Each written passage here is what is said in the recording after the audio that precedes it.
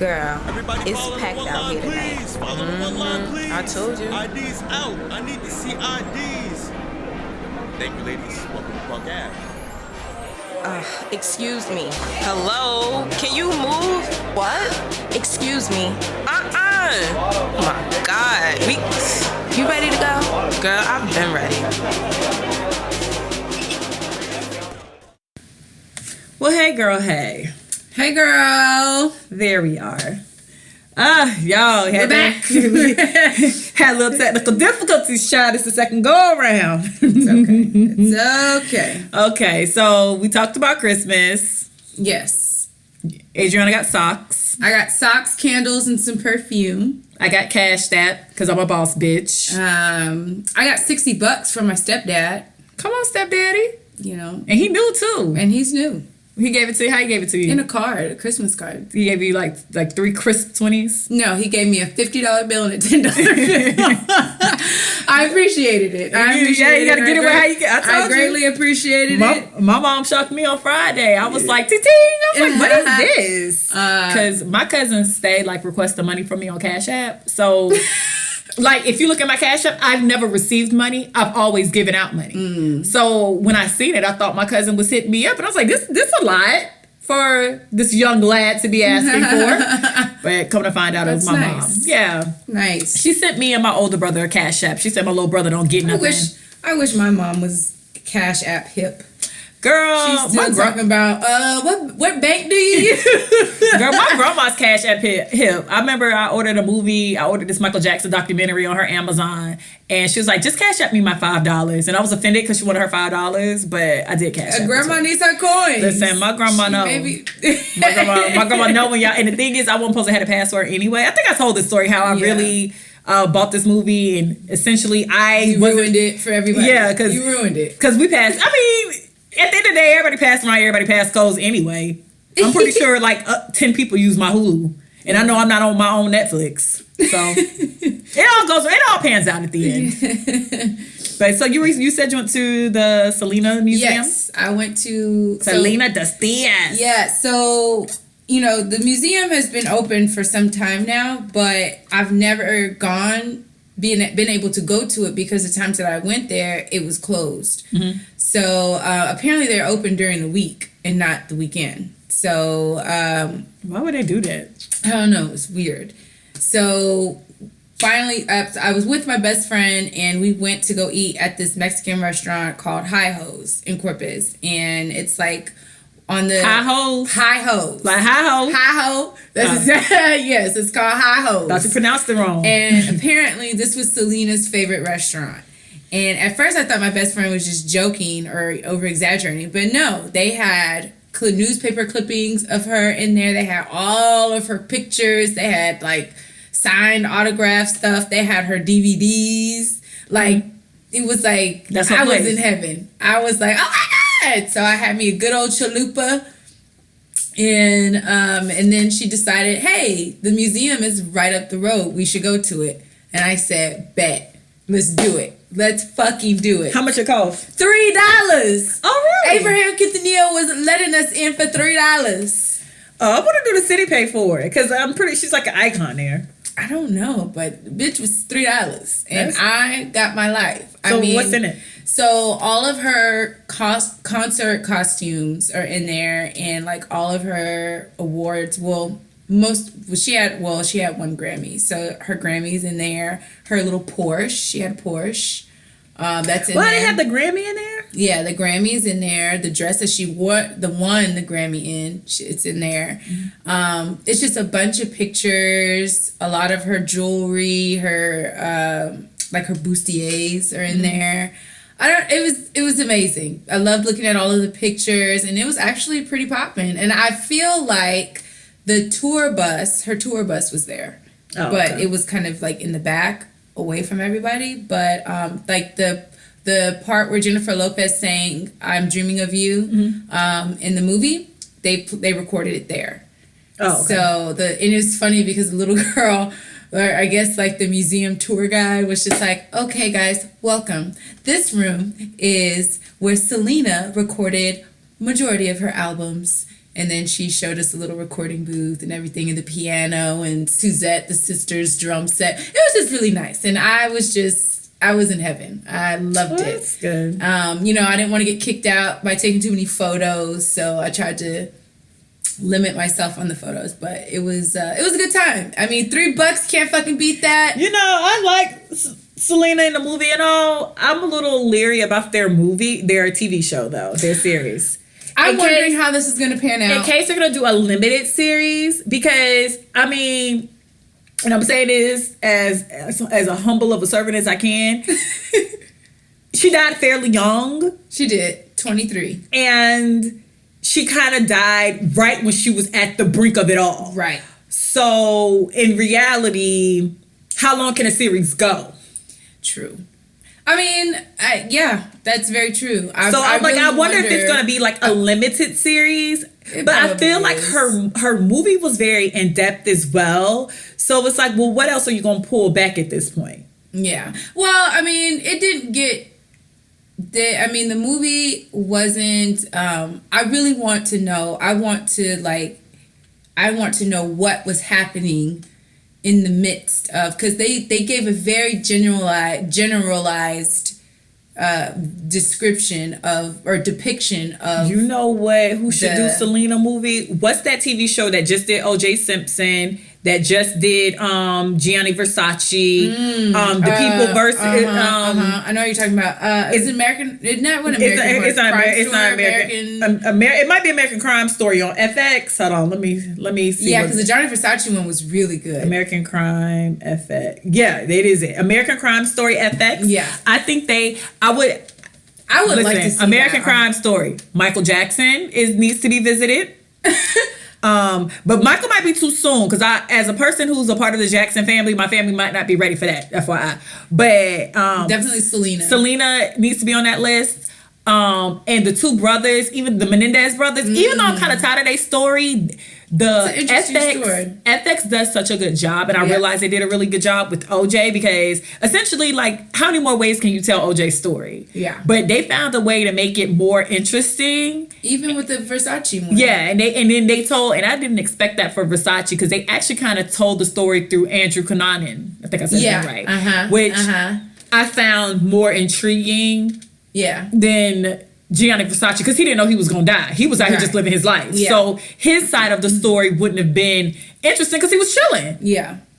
So, and I still have some questions. So did he have AIDS or not? I got some questions on that American Crime Story, Gianni Versace. But besides that, I think Selena will be a good one, because I feel like they will get in depth, and then they'll start showing other sides. Like, one thing I did like about that OJ Crime Story was they took time to do it from the jury's vision perspective, and how like insane they were, just being stuck and sequestered and stuff like that. And they have really good actors as well in the process. So because I remember they said they wanted to do Katrina, and I was just like, why y'all doing Hurricane Katrina? But so not because like, I mean, there's a villain, but there's not the other movies had a distinct villain. At the end of the day, OJ is the villain of all OJ stories, no matter how you turn it. And then even with Gianni Versace, Andrew Cunanan was a villain. So old girl who was on Desperate Housewives, what's that? Because every time I see her, think of that. Yeah, I never liked her. She passed away in real life though, but I ain't never really liked the lady who played Selena, because every time I see her, and she was like in Desperate Housewives, she was Eva Longoria's mother-in-law. I couldn't stand her because she killed Selena. She was spot on. But like, I think a crime story like that, and how good they actually make that show, and the fact that show wins a lot of awards, because the guy who played Andrew Cunanan won a bunch of awards, and the OJ one won a lot of awards. I think I would prefer to see it from that perspective versus like Netflix, because I feel like Netflix might make it. I feel like her family will want it to be more bubbly, and they'll add a little like hint of darkness. Abraham has that. He rules with the iron fist, baby. That man rules with the iron fist. I think at this point you probably don't even need the family, because I know I know Versace people wasn't with that American Crime Story. So American Crime people, I think they should do it. I would love to get that other. I mean, not to say that. I mean, Yolanda, but I would love to get that other flip side of that situation. I would love to see like Yolanda's obsession and what was the obsession. What was the obsession? Did she have a bunch of pictures like the butterfly effect in a room of Selena, or was she just like a frenemy where she liked Selena but she was jealous of Selena? Because was she really jealous of Selena, or did she just not like that like her? Like I would like to see Yolanda, especially now, because I think Yolanda's still alive, isn't she? Yeah, she's still alive. Is she ever gonna get paroled out, or did she get life? She's never gonna get paroled out. Oh, okay. Well, she did. She was up for parole, but they denied her. Oh yeah, because that family still went down there. I know. Oh yeah, if she gets out, she will die. Off top, somebody will kill her. I would really prefer to like get an in-depth look on, if anything, her side. Yeah. And two, I would like to get a look from like her husband's, her ex-husband, her Selena's husband. Yeah, him. And maybe outside people, only because the people that were the dad and the family are going to see it from their perspective, especially when somebody dies like that. Regardless, Selena seems like she was a great and beautiful person, but people have their ways, so you ignore all that when somebody dies anyway. Absolutely. Like immediately you're just the greatest thing that ever happened to earth. Yeah, you don't have no ways about you, how you I mean, that always happens when people die. So I would like to get like other people who aren't so attached to the story. I mean, who are attached enough to the story, but detached enough. To Chris be like, can't say anything about it. Like he was gonna write a book, but the dad shut that shit down. Like he signed, like after Selena died, he signed. I don't think it was a non-disclosure, but I feel like he could. Did he try to fight it? He did try to fight it, but he can't. He signed it. But you can fight stuff when you sign stuff under duress. Well, did he fight or did he just be like, I think he said F it. I feel like he said F it because at the end of the day, when you sign stuff, because there's a lot of people, like if you sign stuff under duress or you sign stuff when people got like a gun to your head, all that stuff can be annulled and void in court. Maybe he signed it and when he went to go do it, they probably paid him off and he probably just wiped his hands clean of everything because he loved her so much and he's really not trying to like. And he was young. She was 23. He would think he was like 23, 24, something like that. Yeah, I think really he probably just wiped his hands of it because I think he could have fought that because under that type of duress and at the end of the day, that was her husband. So all that shit should have went to her to begin with. Him to begin with. But like I said, that daddy rules with an iron fist, boy. Well, that's good. Well, but anyways, it was a great, I think if you go to Corpus, I believe it is a great time. I mean, it's not that big. It's actually their recording studio. They turned it into a museum. So I believe the upstairs part is the where they do the main recording, but they turned the downstairs area into the museum. Late at night when all the world. I don't know. I loved it. I went by the statue down on the water. So it was great. It was a great time. I had a great time. So that's what's cool in the city, guys. If you ever go to Corpus Christi, go check out the Selena Museum. It's $3, and then go to High Ho's. Selena's favorite restaurant. Get you a chalupa, a tostada. I don't think they have micheladas, but they sell cocktails. I don't know. We went there kind of early, so and then actually no, because they close at 2. They only serve breakfast and lunch. Yep. Oh. But, I mean, it's a popping spot. Like, you will see politicians in there. You will see people of affluence in there. And it's of Corpus Christi. Of affluence of Corpus Christi, baby. The who's who. The who's who of Corpus Christi goes to High Ho's. And and it's actually really good. But, anyways. So, this week, I'm going to do it a little different. It is going to be a Woman Crush Wednesday. But since this is our end of the year episode, I decided to do the Woman Crush Wednesday of the year. Holy moly. So I write down all the shows. I kind of plan the shows out in a composition book. So I flipped through the book and I realized I really had some good ones this year. I think I started the year off I ended the year with Sheriff and Clueless. I've done Bernadine. I've done Dina from Dreamgirls, Samantha Jones from Sex and the City, Rachel Green from Friends, Peanut from Baby Boy, Jacqueline Breuer from Boomerang, Lavita Alizé Jenkins from Steve Harvey's show, and the list goes on. So out of all these people, I decided to choose one person and make them the Women Crush Wednesday of the year. And that person is Diana Armstrong from Players Club. This Diamond! It's from episode 26, Recovering from Boys versus Girls. So you probably listened to that episode, but if you didn't, Diana Diamond Armstrong is an American hero, to be honest. She's a smart woman. It's an American hero. Many people strip and try to make ends meet. A lot of people strip and then realize they're like stuck in a hole and they don't know how to get out of the world of fast money and no good niggas. It's a lot of people who strip and they live, you know, dance to dance, you know, like paycheck to paycheck, dance to dance. And it's just a lot of people who strip and get caught up in drugs and violence and sex. But not our good sis Diana Armstrong. We meet a young Diana. We meet a young Diana pregnant. She said, Mama, I'm gone. Diana, get back with this baby. Diana has to leave her daddy. What was her daddy mad about? Her daddy was mad because she was pregnant or mad because she was trying to go to school? She wanted to go. He To wanted Howard? her to go to another college. Oh, and she wanted to go to Howard? Mhm, I think so. Yeah, okay. So I think he wanted her to go to Spelman. I feel like he wanted her to go to like a PWI, but it might have been Spelman. Either way, I think they it had a was something. difference on opinions on college. Yeah. Diana gets in her Honda Civic, fully pregnant, waddling down that driveway, and she goes and moves with her baby daddy Lance. Bye, Lance. Bye, Lance. He had to do that little boy like that. So she gets with Lance. Life isn't what she expected. No. It's not a happy ending. Lance ain't really with it. She's crowding Lance's space. Yeah. She's working at Payless. I like to think she's working at Traffic, but it really was probably Payless. Yes. You know, it's just hard for Diamond. It's really Diana. And then comes A saint with the blonde hair. in comes Destiny. And you know, sometimes your destiny ain't come. We talk about how stuff don't come like you package it, like you think it's supposed to be packaged. Your blessings, Your blessings don't come like you package. they don't.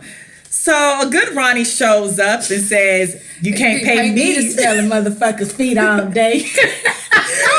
Right, and then you remember when she made Diamond put the shoe on? She's like, "You need help." And then she had that lollipop. Yeah. And then it's just like, how much money y'all making? Why y'all still buying y'all shoes from the Payless? But anyways. Y'all some dancers? No, we dance. Dancers. So Diamond goes down to the Players Club. The Bucky Naked. And decides to get a job. Diamond, we're not gonna, honestly, Diamond did a good job. Diamond was making money. She was a pretty girl. She got a little loose at the beginning with Ronnie. She didn't know. But then she pulled herself back in and was like, you know what? I'm wildin'. I'm here for a purpose. And that purpose is to pay for nigga school. ran up on her. She paid, who ran up on her? What's his name? Lester. The one who chased her? Yeah. So Diamond getting everything together at this point. She's stripping. She'd have met some friends. She got her life back in order because she was drinking and probably popping Molly. She realized that wasn't for her. She was paying her school in cash. Like, here y'all go. Like, I made this much money. Ronnie done ate her out. Ronnie definitely Called her a drunk bitch. You know how effing pervy and rapey you gotta be to eat somebody out while they like drunk as shit? Like, how is that fun? He wanna see you go down. So she gets herself together after all of this, only for her cousin Ebony from Tallahassee to show Fuck it up. up. Now, small issues with Ebony. Ebony got really excited about this basic apartment, and that always bothered me because every time I watch Players Club and they go through that front door and Lance is sitting on the sofa, it's a regular, smegular apartment. Their appliances wasn't popping. She wasn't living in no high rise. She ain't had no. It was no condo. It wasn't like a townhome. It was a regular apartment on the second floor with 2 bedrooms with probably 1.5 baths. I can't wrap my mind around why Ebony thought that Diamond was living in this life of luxury. And then Diamond, and then the thing too is Lance didn't work. We really need to talk about the fact that Diamond was making all that money down to the Players Club and Lance, and then they didn't have better living. Because if Lance was working and she was making a lot of money, they at least should have had like a townhome, a condo or something. They lived in like the most regular ass apartment complex. So I think Lance really didn't have no job, but that's just me. And you know, niggas who be slanging a lot of dick usually don't be having no jobs, but that's just me. Drugs. Nah, because they still would have lived better than that. No, well, low profile. Nah, but they would have low profiled in like a 3-bedroom suburban house that nobody knew about. You making money. People's natural instincts when they make money is to upgrade themselves. And even if they didn't upgrade the home itself, that shit should have been laid out. Yeah. That couch was regular. They had nothing on their walls. The refrigerator was regular. It was like the white refrigerator that be in apartments. It wasn't like the stained steel. I have a lot of questions. But either way, Ebony shows up and she's like, I want to dance too. When can I start? Ebony's such a bird. Shook and started back and forth. When can I start? I knew Ebony was jumping head first until he was like, hey, Diamond, stop this, bitch. You could have stopped. Diamond, you could have sent that girl back right then. Jamal said Ebony's dancing at the club. She's not dancing at the club, mama. She just come up there when I work. So right when Diamond's getting her shit together, she's writing her dissertation. She's a senior. She's trying on her cap and gown. And here go Ebony popping mollies, running around with Ronnie and Trix. Let me get a dance. Girl, guys, let me out. No. Girl, he gonna rape you. Get out the car, girl. Get out the car, girl. He gonna rape you. Guys, let me out. What you trying to be on? Look at you. Look at y'all drunken shit. Every ass was lit as shit. So, through all of this, man. Ebony's cutting up. Diamond's just trying to finish her final exams. It's just a lot going on. The owner got shit. What was Bernie Mac's name in the movie? Dollar got a whole bunch of shit going on. Ronnie selling pussy. It's just a lot going on in the Players Club, and all this girl trying to do is graduate. She gets stalked by the one nigga who liked her. She find Ebony messing with Lance. It's just a whole lot going on. And he said, what she say? He said, my back was hurting, and she said she was help me out. Get your shit out my house. She should have beat the dog shit out of Ebony. So all this is going on. All for it to lead up to fight night. And Ronnie said Junior got a party. And listen, let me tell y'all how one decision can change your life. That one line, Junior got a party, changed every goddamn thing. Ebony, and then the thing too, Ebony should have known she shouldn't have been there because Ebony had that ugly blonde wig on that really bothered me. Eyeshadow. That blonde wig really bothered me in a way I wasn't expecting. And it changed her whole look. And then the thing too is like, girl, you could have just left. Like the whole original, just give me one more drink. And just in 5 minutes. In 5 minutes, bring another. 5 minutes. 5 minutes. It's like, girl, this is a whole lot. Just take your ass home. So this is my problem with Junior too. About like, you niggas who rape people are just so effing weird. Like, why do y'all want somebody like bloody and bruised to have sex with? Like, that is just so ugh. Like, y'all need to be under the jail. So needless to say, Ebony drinks her cognac, Hennessy or whatever. Junior comes in. She said, "Oh, I just came to dance. That's it." And then it was like in a Motel 6 too. It was just like it was gonna be a disaster. Everything about it was gonna be disaster. They had that bullshit ass party platter. Yeah, it was a disaster. So he proceeds to rape Ebony, and then like all his homeboys, Ice Cube and them come in and be like, y'all wilding like this. We ain't used to this. Because Ice Cube set her up. He says she's down to fuck. Ice Cube set her up, and see, and let that be a lesson to y'all. Y'all don't be knowing how far other people can go. Mm-hmm. Ice Cube set her up with the thought of she was just gonna be like, all right, let's fuck since I'm here. Versus Junior taking it to another level. So now your ass is a part of the crime because this nigga don't know how to listen to no. So that's the type of shit. So be mindful of what you instigate, I would say. That's why I kind of try to not hype people up because then they pull guns and knives and I'm looking like, oh, I thought you was just gonna cuss her out. You see, you can't don't hype people up. So Ronnie come back from the car smoking weed or something. Was she like smoking or something? Yeah, she went to go smoke weed. She went to hit the blunt, and you know how terrible when you hitting the blunt, because you know when people hit blunts, they be like in a calmness state, so they in a car boxed up, probably talking about life and what they want to do in the future, not knowing this girl getting raped.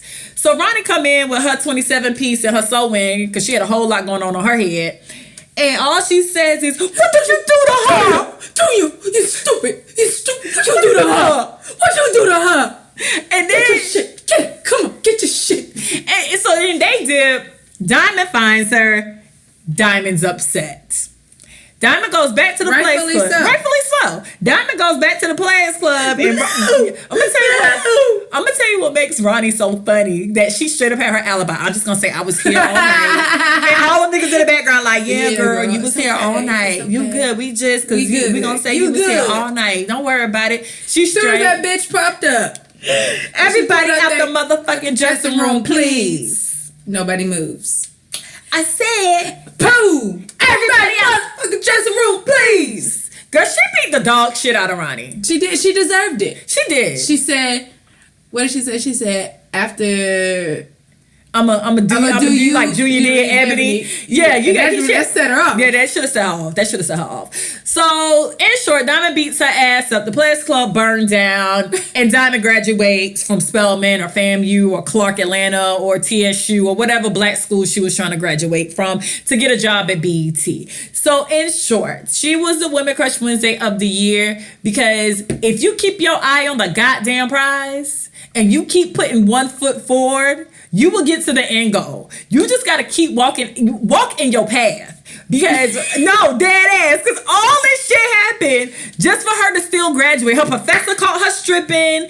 Girl almost got raped. Her baby daddy ain't shit. Her parents just started talking to her. Her parents not talking to her. Her parents talking to her. Her parents not talking to her. She can't get no Sally Mae. Like, Diamond graduated school with a job and no loans, no student loans to get back. Diamond essentially did better than all of us. If you're paying back Sally Mae, Diamond is in a better position than you. If you're paying back Sally Mae and still didn't get no career job, Diamond actually won. Big facts. So, you know, shout out to Diana Diamond Armstrong, played by Lisa Ray, and that classic. I think it came out in... She is so beautiful in person, side note. I saw her last year at a party, and she looks amazing. Did she have my all white? She did. Oh, Lisa Ray. She loves a good all white. She really does. Go on, Lisa Ray. I remember when Lisa Ray had married that man, was it Turks and Caicos? Mm-hmm. Child, y'all couldn't tell Lisa Ray she wanted the first lady. The first lady of the world. Girl, I remember, this is before the internet was popping. I remember when Roxy Diaz got caught up at the parties with him and Rihanna was in the pictures too. Oh. You what remember happened? That? Roxy Diaz was like his side piece. So all these pictures came out. And this was before the internet was popping. Like now, it's so much stuff that has happened on the internet that missed the social media era. Yeah. Because so Roxy Diaz, it was about like 3, you still can Google them pictures probably. It was like 3 or 4 pictures of her on a yacht with Lisa Ray's husband. Woo! And then that's kind of how it came out that she was messing with him. And the thing is, like, a lot of stuff happened behind the scenes because, like I said, this was before social media would harass your ass. Right. So, Lisa Ray didn't do that, bitch. I mean, rightfully so. And see, Lisa Ray thought, too, because I don't think he had money like that. Because, like, the president essentially don't make money. No. They get a lot of privilege. Yeah. Like, they make money, but it's the fact that you're the president, so you probably ain't paying for nothing, and you getting all this stuff for free. So he was kind of like that. So I think when they got a divorce, if I'm not mistaken, he tried to get like alimony from her. Wow. Like something came funny with the money, and it was just like, he ain't got no money. But then when I thought about it, it's like, oh, he probably don't, because the house he probably lives in is given to him from the country or whatever the case might be. Because I forgot what he acted, the prime minister, I think he's prime minister. But yeah, you could Google Roxy Diaz and Lisa Ray. That was a time. That was before the internet was popping. Right. I remember reading that like, bitch, what? Damn. Yeah, it was a mess. So shout out to Lisa Ray though. Lisa Ray, the eternal diamond, because every time she on anything, I love it. That accent is just diamond. She's essentially diamond, just everywhere. And she's like, she's the Brat's like half sister. Just go, Lisa Ray. Do you, sis? Agreed. And, you know, Ronnie now is in Christmas movies. You know, after going to jail for Ebony's rape, you know, now she's a Chandler and she's in all the Chandler Christmas movies. And she has like a makeup line in the movies. So shout out to Ronnie because she turned her life around too. Hey. She did. And we fall down. But we get up. We get up. I told y'all that was a whole song to begin with. It's about, you know. Our Saint Justice Center. Who fell down. Ronnie got her life together. And she got up. And on the last Chandler movie, because the Chandlers had 5 Christmas movies. On the last Chandler movie, she finally got a man. I was just like, wow, Ronnie, this is what I wanted from you. It's so good to see how you evolved. But, so, what happened this week? So, shout out to you bitches, or the person who reported Recovering Party Girl's Instagram page. So, here's the thing about Soulja Girl. Soulja Girl is funny. It's funny and it's nostalgic. Once again, the internet had a whole life before social media, and Soulja Girl happens to be a part of that era. I remember when the video came out, I knew all the lyrics. Everybody I knew all the lyrics. I was down at fam. And I remember later we did find out that the girl had mental health issues, but it wasn't like... What kind of mental health issues? I can't remember. Just throw that word around. I can't remember. She might have been like schizophrenic or bipolar or something. It was something. Okay. It was something for serious. real. Yeah. So, but the thing was, the Soulja Girl video, like, I like the Soulja Girl video because the bars are pretty fire. Like, Soulja Girl up in this hoe. Like, it's just, and how hype she is, too. Like, y'all, nigga, y'all. Yeah. Y'all. Like, it's an entertaining time. So when I posted Soulja Girl, I deliberately cut it to where it was just her freestyle versus everything that happens afterwards. Because then like the guys on the bus on the Marta gets up and be like, you that nigga from Glenwood that raped me. And it's just like a whole bunch of stuff happens that I didn't particularly find funny. I was just like, oh, okay, this is a lot. But this freestyle though, hitting. You think I went and freestyle on you, boo? You owe everybody an apology for your shit, hoe. Soulja Girl really gave y'all bars. So I deliberately cut it to the freestyle because I don't think the other half is funny, because really the guys was trying to contain her from bothering that old lady. So then it just got really messy, but the freestyle was bomb. So I posted it and the caption was something like, you know, do y'all remember this 106 in Park freestyle worthy icon or something with another? I said, I didn't put laugh out loud. I didn't put laugh my ass off. I didn't put no laughing emoji, and I posted it. 2 seconds later, it says notification. And it's some older, I'm gonna call it, she's a real adult. Like I know I'm grown, but you know, it's like real adults, like your mama age. Yeah. She looked like my mama age, and I went to her bio, she had kids and shit, and she might have been like a doctor, not a doctor, like a nurse or something. So she comments, and she was just like, this young woman, mind y'all, this video is like 13 years old. She's like, that young woman had mental health issues, not funny. So, as a person who, when I don't deem stuff funny, I'm the type of person that don't laugh. I don't know about y'all, but if it's not funny to me, I personally just don't laugh. So, I was in my bag that morning. I was waiting to get my hair done. I couldn't find my stylist. It was a lot going on in my house. That my hair not being done was really fucking with my psyche. And then I went to her page to see if she followed us. I'm like, wow, did we piss off like somebody who follows us and thinks and are holding us to like this high esteem? Right. Like, wow, this lady really thinks we're responsible adults and we should be like, you know, I believe the children are the future. Like, I'm thinking, she's like, listen, young black queens. Yeah, don't put this on there. Don't put this type of energy out there. As a black woman, you're a black woman. From a black woman. She's a black woman. We're all black women. And we're in this struggle together. I was ready. I was just like, damn, sis. I'm like, damn, she really thinks we some shit. Like, wow, I need to whom much is given, much is required. And I'm like, I'm there. That's where I'm at. That's where I'm at that point. Like, I'm like, wow. I'm doing what the shade room is doing. Wow. I don't want to be. I'm feeding into the bullshit. Wow. Well, and I'm like having like a full circle moment. I'm like, wow, I stopped following the shade room this year because I didn't like the toxicness they were putting out. Right. The toxicity right. they were putting out. So I'm like, wow. So I went down Recovering Party Girl's page looking like, wow, am I really feeding into this shit? Like, I'm not uplifting our queens. I want to uplift our queens. That is a purpose. I'm here to make my mess a message.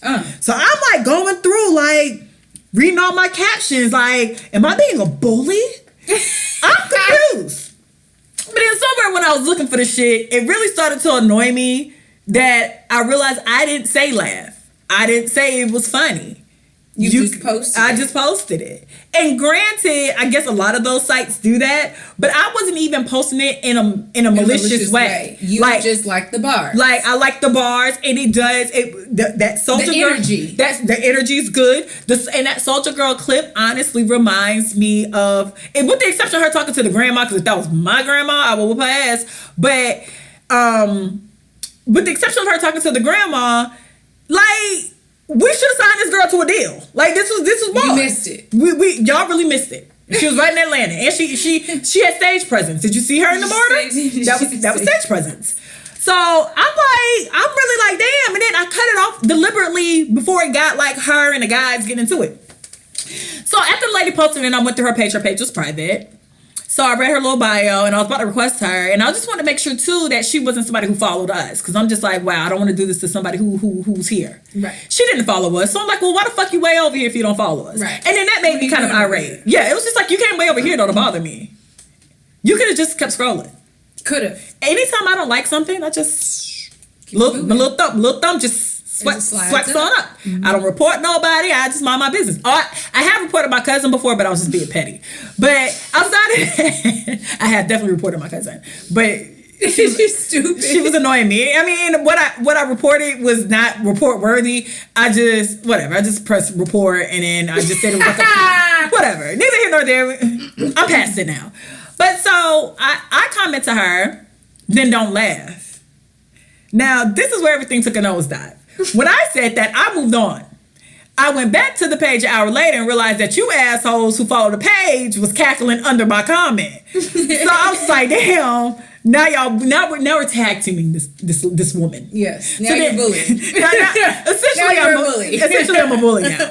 So I click on her page, and then that's when I realized I thought maybe it was like a glitch. So I signed into my name and went to her page. I'm like, oh, this bitch blocked Recovering Party Girl's page. Oh, but that's what your ass should have did in the first place. You could have just blocked this shit. You didn't have to be Why here. is she blocking? Yes, Like, girl, like I'm not gonna follow you. Like, you're harassing me actually. Like, you came over here. So we went on about the day. It was a bunch of comments. It was a popping post. People was just like, hey, such and such. You remember this? Yeah. People was quoting the shit. Yeah. I go look, like 60 of y'all like my comment, then don't laugh. And I'm like, okay, y'all are petty. I'm still looking, y'all cackling, life is great. I sign on a mere 12 hours later. Bloop. You have been denied. Denied what? And then that's when I read the thing and they said they took the post down because it was offensive to whoever. So Love it. I thought it was funny because I still think it's funny when people like report you. So I sent it to Adrianna, then I posted it like, damn, I thought y'all was fucking with her. thought we was friends. No. No, apparently You told we're not. that woman not to laugh. And she said, I'll have the last laugh. And see, this is the thing. If you ever look at Recovering Party Girls page as a whole, there is a theme that goes into it. So when you delete something real random, you throw off the theme. So I was more annoyed that I had to like fix it so everything would still be aligned to how the theme goes. So then I went to her page, so I was about to message that bitch, but then I was just like, you know what? I can repost it. And so I did repost it, and I still think it's funny that lady or whomever, because it could have been Soulja Girl for all I know. It could have been the old lady on the Marta. It could have been the kids on the Marta. You told that woman not to laugh. And she said she was not going to laugh. She was going to have the last laugh. You laughing now.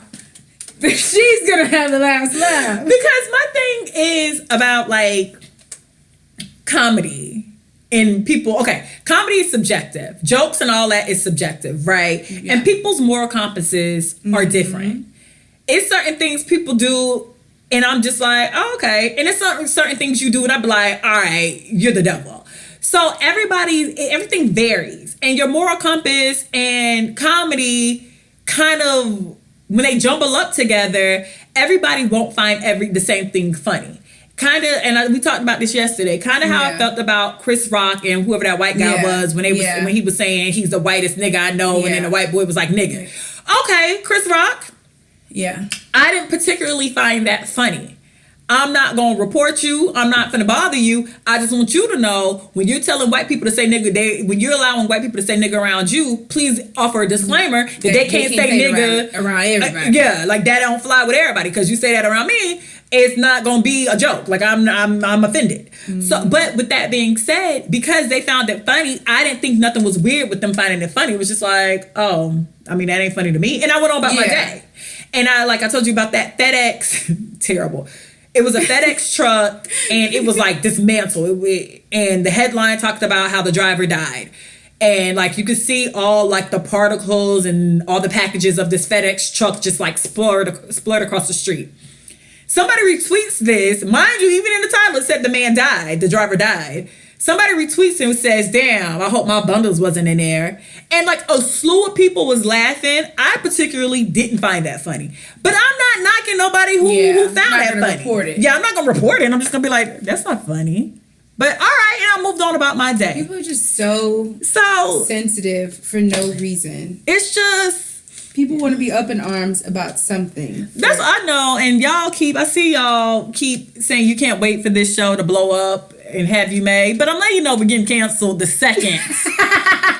Somebody's going to go to episode 13 and be like, these bitches in episode 13. Mind you, we're on episode 61 today. Somebody's going to find episode 11. Dig up some old shit. Somebody's going to find episode 7 and be like, they need to go. They need to go. And we're going to be sitting there like, damn, that shit happened 2 years ago. I've changed. And then I got to send my apology on a iOS notepad. Yeah. So, listen. From me to you and from my heart, nothing that's posted on Recovering Party Girls is me trying to be mean or malicious. Some of that shit's just funny. Fuck it. And, at the end of the day, it's still with no ill intent. With that being said, if you don't like the shit, fuck you, unfollow us. Really that simple. And I stand there. I don't like what the Shade Room was doing to my timeline. I unfollowed the Shade Room. It was really that simple. Did you ever report them? No, they ain't my business. I unfollowed them. See? The same thing like with Kanye West. Like, if it wasn't for y'all niggas retweeting him so much, him and I'm so sick of seeing his shit. Yeah, like I muted the words Kanye West, Kanye, yay. I muted all the words that could turn into Kanye. The only reason he still pops up on my timeline is because people screenshot it and then post. And Twitter can't detect that. But if I don't want to see something, I just don't pay attention. Yeah. That's just me though. But shout out to Soulja Girl. I hope all is well. I hope she got her meds calibrated. I hope y'all didn't give her such a high dosage where she lost that spunk. But, and if anybody knows who Soulja Girl is, tell her that I think about her every now and then, and I hope everything's going well with her in her life. Amen. That's that. So were you one of the many people who watched Bird Box? I was. How was it? So, first time I fell asleep to it. Bitch, I just choked. I fell asleep. The first time I tried to watch it, I cut it off in like 2 minutes. And then... I watched it, but yes, I fell asleep, and then I had to rewatch it again, and then I had to watch the trailers because it wasn't clicking. Mm-hmm. But what really got me to watch it was the memes on Twitter. Black people did take over. Black people, you guys are magical. Black Twitter, I fucking love you guys because that shit really got me to watch this movie because I really wanted to understand these fucking memes and why y'all running around here blindfolded. Mm-hmm. So watch the movie. I absolutely think I love Sandra Bullock. First of all, I like her movies. Always been a big fan. She's aging great too, just graceful. I read on Twitter the reasons why she's not aging is because she's not a racist. She's not a racist and she's not problematic. Yeah, her and Jane Fonda. Jane Fonda was good too. I like Sandra Bullock, so I don't mind watching a good Sandra Bullock flick. Like I said, I had to watch it a couple times to really get it, but I watched it again last night, and I like it. It's one of those things where, of course, it's not. It could happen. Who knows? So here's the thing. Who knows? But I liked it. I thought it was. I thought it was a good movie. So, anybody who follows me on Facebook know I had a trying time yesterday. I needed y'all to keep me in y'all prayers because I couldn't find my stylist. It is 24 hours later and I still couldn't find my stylist, but I had a friend who referred me to somebody, so I ain't got my hair done. That's the main important part of this situation. You guys are getting this show because I got my hair done.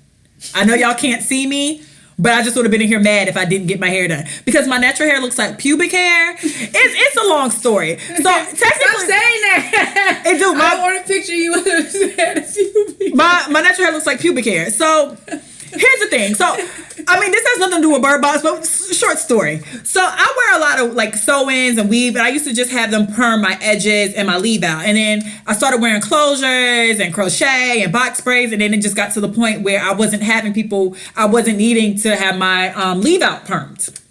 And my edges permed. Well, I still was kind of perming my edges because, pubic hair. So, when I take out my hair, apparently you got to train your natural hair. You do. And apparently there's like levels to this natural hair shit. So this girl was like, you a 4C. And I'm like, is there anything rougher than a 4C? She was like, nah, that's the highest. I'm like, are you sure? Because this shit looks like pubic hair. And she was like, nah. So like when I take my hair out and I wash it, like, it looks like pubic hair. What do you wash it with? I wash it with natural hair girl shit. What's the natural girl? What's the one everybody use? What's her name? Shea Moisture? Not Shay. It's the Carol's daughter.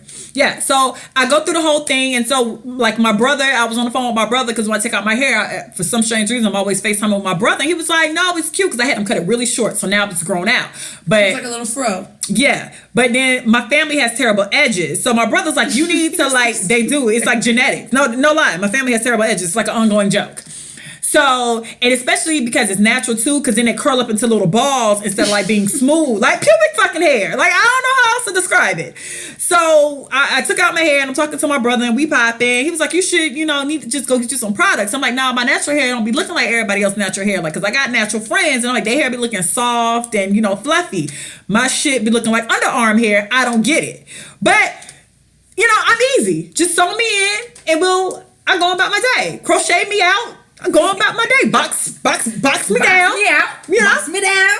And I go.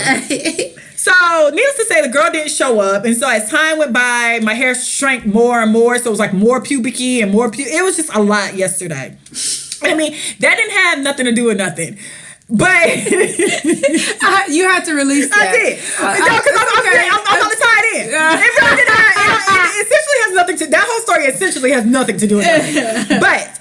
because the girl who's supposed to do my hair canceled on me and I documented it heavily on Facebook, my highs and lows of being, bucked on, I found somebody else to do my hair. So when she did my hair this morning, she was like, oh, did you watch that movie Bird Box that everybody's talking about? I'm like, nah, I really don't like psychological thrillers because the way my nerves is set up, I will go to the end of a movie before I sit through all the psychological part. So she was like, oh, well, what you want to watch? I was like, well, you just go ahead and do it since I'm here and you doing my hair. And she hadn't seen it yet. So she was braiding my pubic hair down and she put on Bird Box. And so that is how I watched it. Now, here's a couple of things about apocalypse and situations like that. As a person who believes that the king is up there in pearly gates, waiting on me with open arms and, for me to see my relatives and people that have passed already. In situations like that, I'm not afraid to see the king. So You would open your eyes. You fucking right. I am more afraid of living through an apocalypse than going to see the king. Right. Like right now, I'm afraid to see the king because life is popping. Right. Ain't nobody attacking us. Yeah. We good. Yeah. New Year's about to come. We chilling. Yeah. I don't want to see the king right now. Right. Okay. Boom. Things flying. Cars coming. Niggas trying to kill you. Boom, boom, boom. Zombies. One. Close your eyes. Don't open your eyes. Need a blindfold. Hit the kids. Where the kids at? He gonna kill us. All that shit right there. Too much for me. So you go to see the king. Bitch, who? Look right at it. I'll be looking for his ass. Right. Where he at? Y'all would be mad at me. They'd be like, Ebony, if he's not coming till tomorrow, well, I'll wait. And I'll sit outside. No, don't worry about it. No, close the door. You sure no? Close the door. Close the door. Just bring me some water. Can you bring me some water? No, you don't need to do that. If I dehydrate and die, that's fine too. I'm just trying to see the king as quick as possible. And I can't, So for me, Bird Box would have lasted all of About 20 minutes for you. Nah, that's steep. That's steep. 10? 5. How long did that girl drive before she seen it? About 5? About 5 minutes. I'm there. I would have been at 5. I don't have the patience to try to figure out what's and going on. And granted, it might be like a time clock somewhere. Like all you gotta do is last 20 minutes. I'm not gonna last the 20 minutes. I'd rather just go see the king. Listen, I heard heaven's popping. The way it's described in the Bible, it sounds like a place I would want to be. And I'm just not gonna how survive. I would feel. I don't know. I always think about that. Like, what? Maybe I would think like that, or then other times I think like, I bitch got to survive. Like, man, I'm helping me. If I have some kids, I'm just gonna be like, look, baby, when this thing come, open your eyes real wide for mommy, and we all just gotta go. I believe the Lord will cradle us in open arms, and while I'm in heaven watching y'all dumbasses still trying to fight, I just don't want to feel no pain. I don't think they felt pain. Because you was already taken over by the zombie. See, no, because the chick was stabbing her neck. But her eyes was glazed over. I think the demon had her, so she good. I think that's the thing. I don't want to commit suicide willingly. Like in my regular mind, I wouldn't be able to kill myself. Right. So I would have to look and let the demon take over me. And then I will go on that way. Like the way I'm set up, I wouldn't be able to... And there was no end to it either. Because then you see it's like 5-6 years later, old girl still rolling down a river. And I'm like, I'm off this Ike and Tina shit. I'm not rolling down nobody's river. Yeah, she was, but they made it to the blind people. They did. They definitely made it to the Stevie Wonder House of Blind People. And I was like, wow. And they was just out there living their lives, boy. Wow. Look at the Ray Charles School of Braille. This is amazing. But with that being said, I wouldn't have lasted that long. I just want y'all to know, if anything happens, don't look for me. Don't cry for me, Aida. Do not. You're going to be laid out. Girl, my mama going to be like, that girl didn't even have to die. All she had to do was just walk right here. And my ass done went just...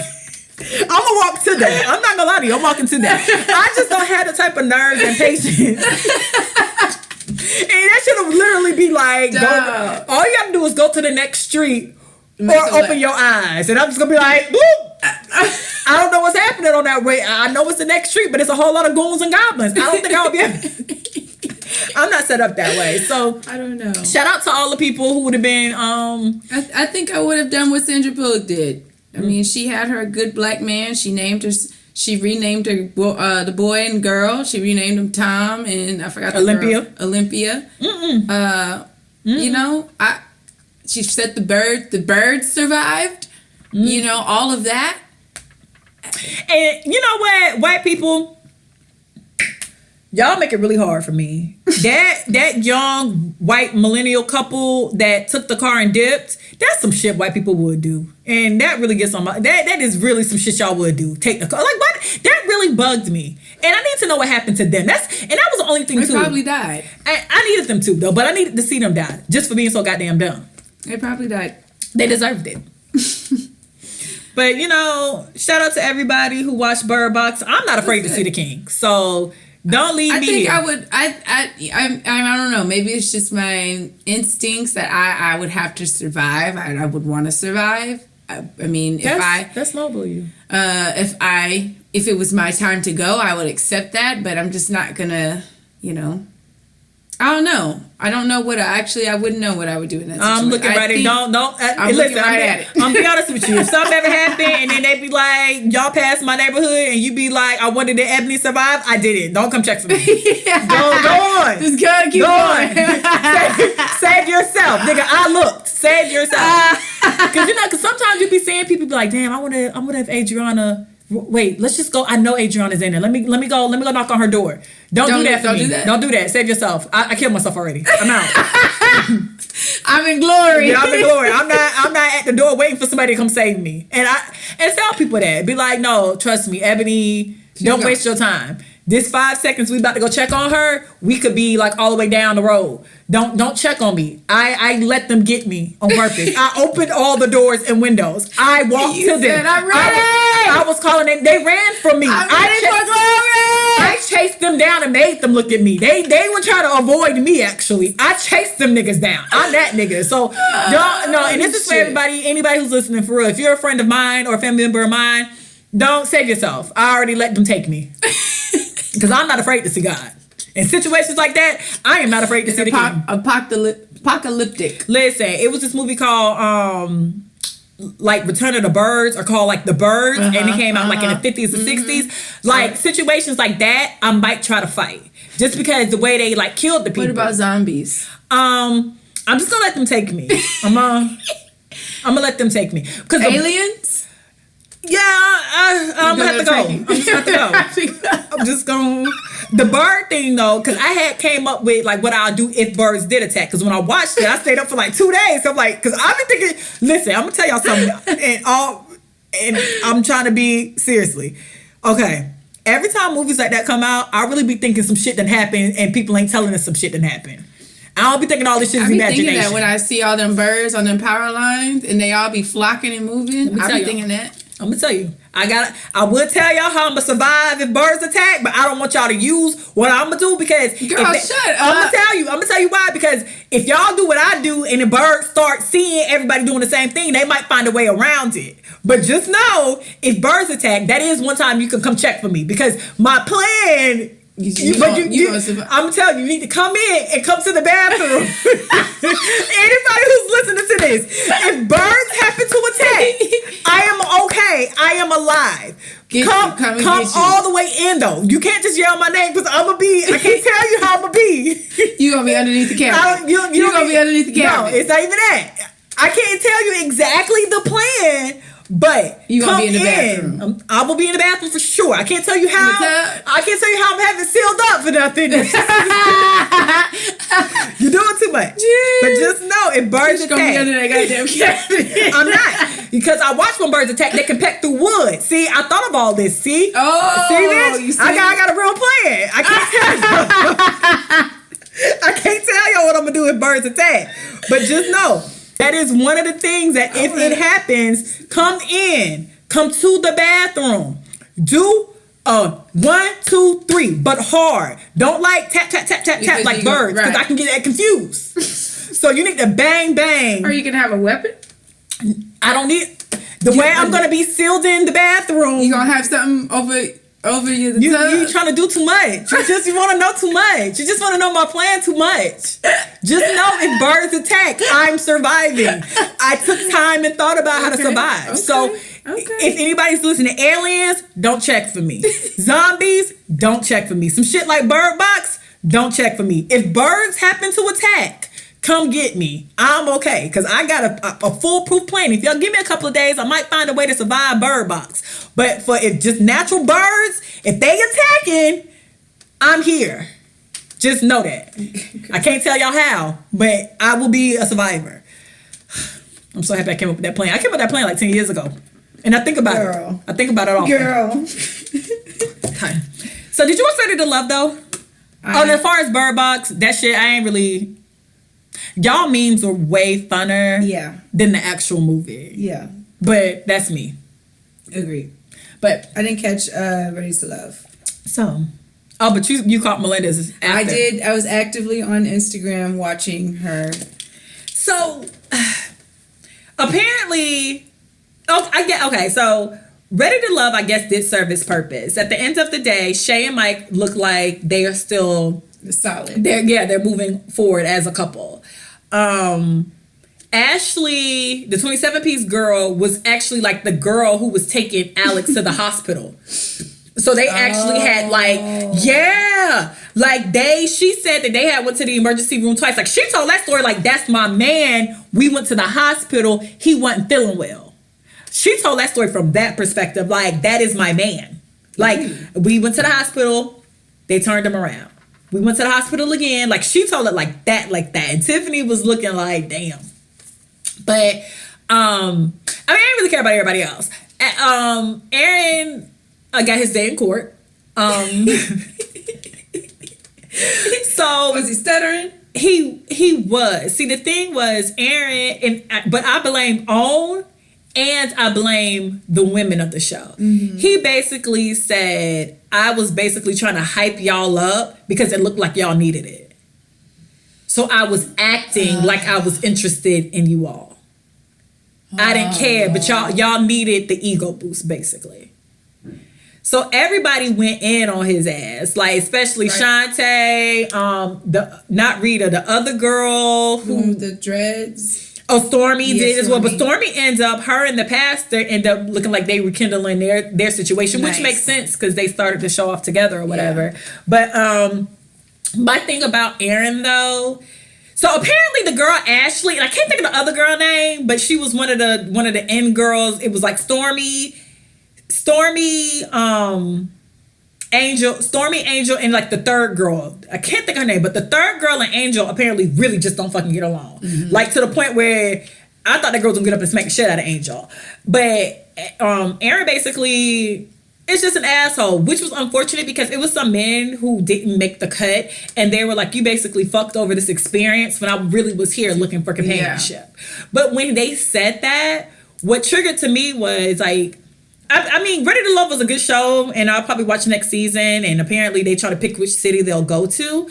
Oh Lord, girl! Somebody said they need to come to Houston so we could be on it. I'm like, no, sis, no. I would never last. I don't do well in clinical trials because that's like to me. Eventually, that's just a clinical trial. Yeah. And the way I'm set up, I wouldn't be ready for my love and hip hopness.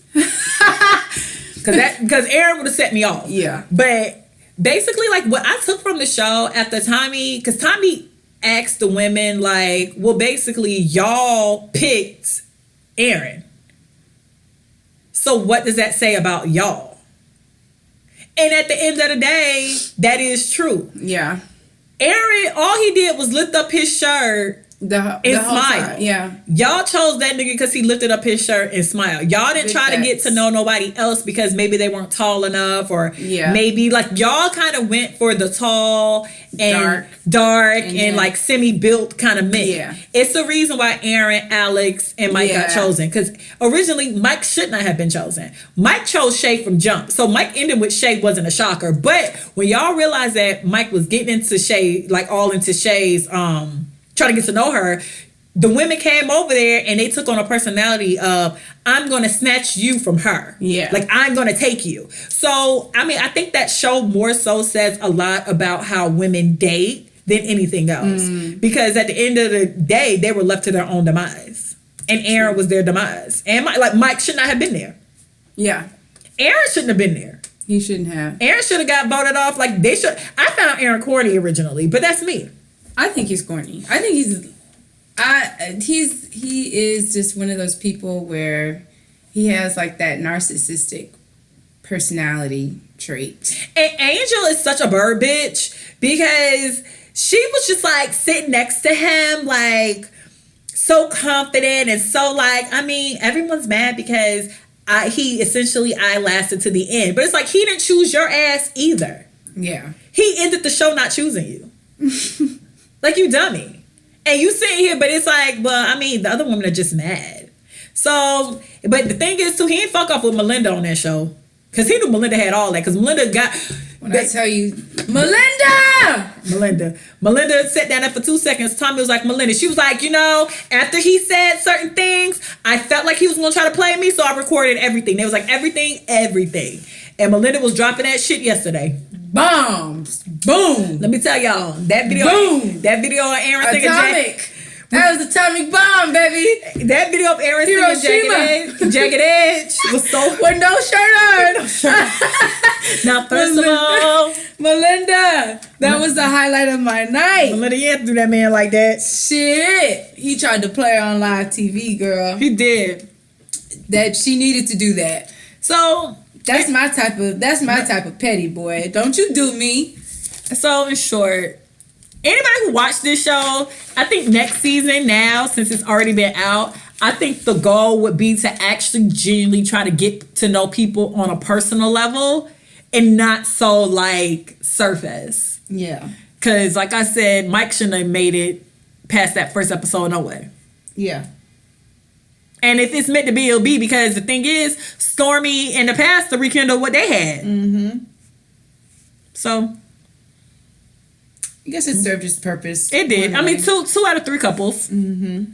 And then Aaron, I'm just really sorry. I felt like I wasn't ready. Nigga, you wanted to be on that show so you can be out in these streets. Like, don't play us. Didn't you you posted Mike's. Wasn't he trying to be a singer? Or He was trying to be, and apparently he got Andre Rison, Lisa Left-Eye Lopez's ex-boyfriend who played for the Falcons, the house that she burnt down. Apparently he's doing a movie called like Crazy in Love or Dangerous in Love or Fatal in Love or some Fire in Love. Some shit that is in love. Some title that shows it was like a tumultuous relationship. Apparently Mike has a role in that movie. Oh, so he's an actor. Yeah. I mean, and he sings. And wow. And he got like a vlog on. Oh, Jesus. Telling you bitches to get y'all shit together to get a good man. I don't know. Oh, probably. He's one of those. Probably. Women, this is what you need to do.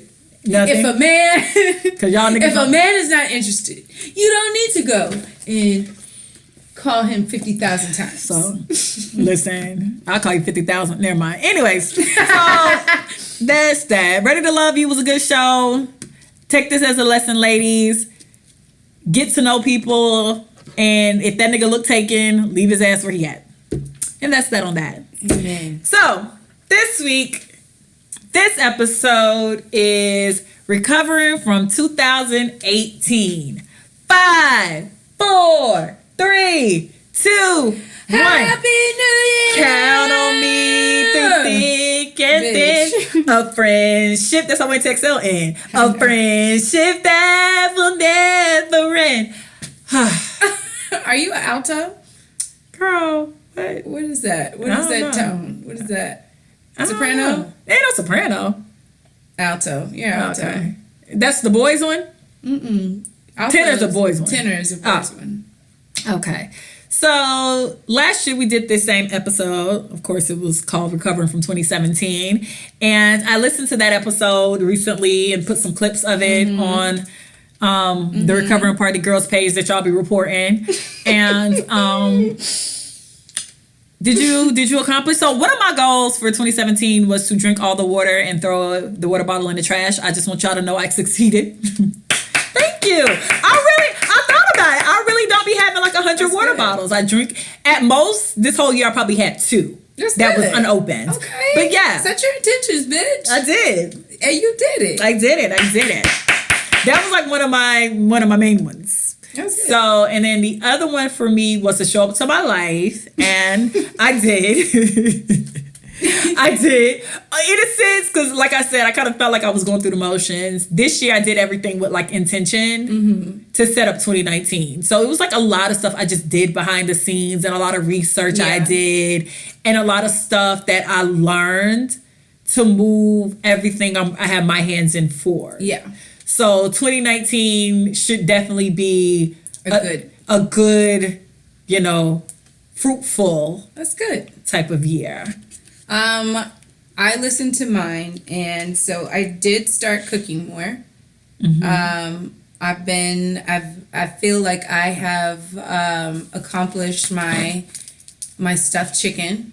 What you stuff it with? Like Asiago cheese, goat cheese, Parmesan cheese, fresh spinach, sun-dried tomatoes. That sounds tasty. And stuffed the chicken, seasoned the chicken, and then I put asparagus, and then I roast asparagus with garlic and lemon, and then I slice sweet potatoes, like chips, and then I'll roast them until they get crunchy. Like they're like sweet potato chips. And then I was very proud of myself. I made a butter curry chicken. That sounds good too. And which is like a really good Indian dish. And so, I've been practicing. Oh, and then I made fresh basil. So I started cooking with fresh basil. And I make a really delicious chicken pesto pasta with sun-dried tomatoes in it. It's very good. And then I did do a little traveling.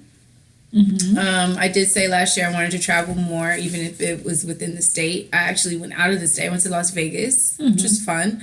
And then I went to Dallas. I went to Fort Worth. I went to Dallas a couple times. The Corpus don't count because I'm from there, so that don't really count. But yeah. So, and then I got more into video work, and I started to pick up some video jobs which was nice.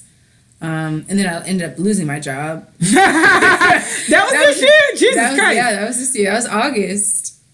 It's been a year? No, it was only 3 months ago? Yeah, bitch. Yeah. Bitch, I thought you been unemployed the whole year. No, bitch. Oh my God. Jesus Christ. It's been a long year, bitch. I thought you lost that job. It's been a long 3 months. I thought you lost that job in January, girl. No. I mean, everything was good. Well, it was still I was still kind of finding myself. So 2017 was when I quit D-Bar. So do you think losing your job, was that a hindrance or was that better for what you're trying to do with your life? That's still undecided right now. Oh, shit. I don't know if it's a benefit or not. I don't know. I feel like it is, but I can't see it right now. I can't see that part. But I feel like the more I don't have the option I have to learn this because I like it. I have to learn like doing video because essentially I really like it. And, I've been getting people here and there, but I feel like this next year, my intention, I have to go harder for it. Like, I really have to start putting myself, because I've been sitting on a lot of videos that I don't know why. Maybe it's because I'm scared to put them out, or I don't know. But my intention this next year is definitely doing more video work, getting more clients, and, just shooting. I think I said it on the last podcast that I am starting to shoot this documentary about gentrification in Third Ward. So just the meeting of people already that, that are supportive of that. And, I've been asking people like, hey, would you be willing to be a funder? And the people that I've asked said, yeah. So it's just that getting the organization of it together is what I'm working on. But yeah, so needless to say, I did complete some of the things that I wanted to do for this year. What's your 2019, like what's your tangible, meaning like one that tangible goals? Yeah, and then what's your like goal that you're gonna work through 2019? The goal that I'm going to work through for 2019 is the gentrification documentary. I'm really excited about it, and the more I learn about it, it's just really interesting to hear both sides of, pro gentrification and people who are against it. And just to tell that story from a person who doesn't really know too much about it, and just to hear both sides of the coin and present that, I want to submit it to a film festival. And tangible goals, I want to get at least 3 to 4 new clients a month as far as doing videos, and just getting better at that. Yeah. What about you? The tangible one would be cook more. I visited my DoorDash orders the other day, and it was just so many DoorDash orders I didn't even decide to add them up because I already know I spent a whole bunch of money having fine dining delivered straight to my door. Girl, I was just like, this don't make no damn sense. And I did it for just a month. I didn't even do November. I thought you used to cook though. But I go through waves where when I'm cooking, I'm always cooking. Then when I'm not, I'm not. Yeah. So the tangible things for me is to cook more, but a lot of it is to make sure I go to the grocery store. So my goal is to designate a day every week, no matter what happens, to go to the grocery store. So I'm gonna make that day on Friday, where every Friday I go, because I'm off on Fridays anyway. I'm gonna go to the grocery store midday when you niggas is at work and have at it. And too, because I was looking around my house and you know how your parents just had stuff, they had yellow rice, they had canned green beans, they had stuff. Just stack. I don't have shit. I had 1 can of green beans, white rice, and that was it. I have pasta, chickpeas, black beans, and nothing else. Nothing. And then my freezer only had some chili I made, and I froze it because I made so much by accident. I froze some, so I had that chili in there frozen. And then my refrigerator, like if I wanted water, it was to the point where I would have to go to the convenience store to get some water, like a bottle of water.